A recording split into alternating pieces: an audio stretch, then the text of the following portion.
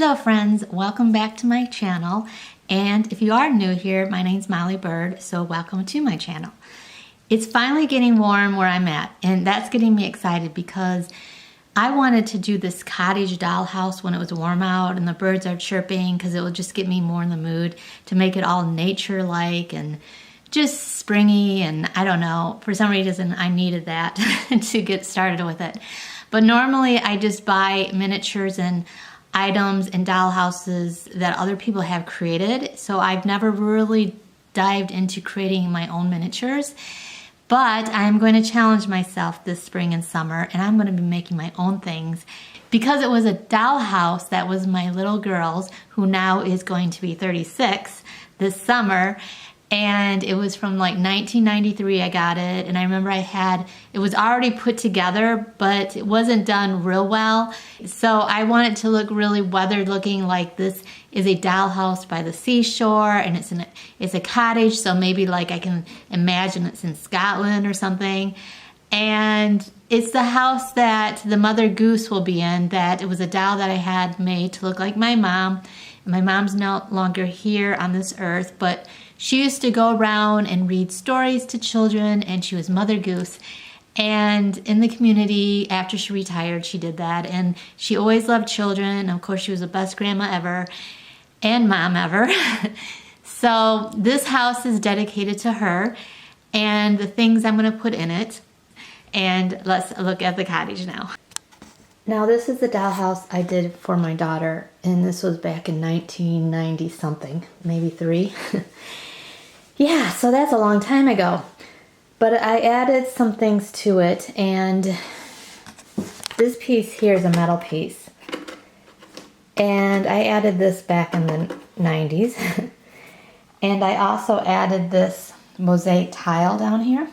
And then just last year I repainted the outside because it was just not the colors I liked anymore, because it was like the pinks and blues. So I want it to look weathered, so it looks like it would be a cottage by the ocean. So I repainted everything white, but I did some distressing. So this, I put shingles on the sides here. And the distressing that I did is just with sandpaper. So I just painted it white. And then I'll show you on this side the distressing. So see how much better that looks compared to just having it white. I want to put shutters on here. So I have to figure out if I want to make my own or just buy them, because sometimes if you make your own, it costs just as much as buying. And so I don't know, we'll see. And then up here, I had to break this piece off, so I had to figure out what I want to put there to replace these pieces, because they were looking pretty shabby. And then this I kept though, because that still looks good. And then I want to make it look kind of, I don't know about mossy, but distress this somehow.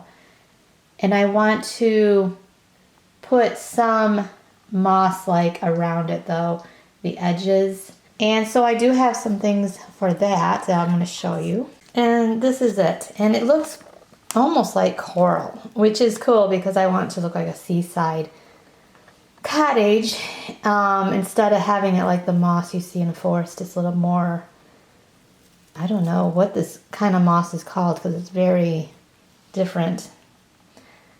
And very textured, very foamy like.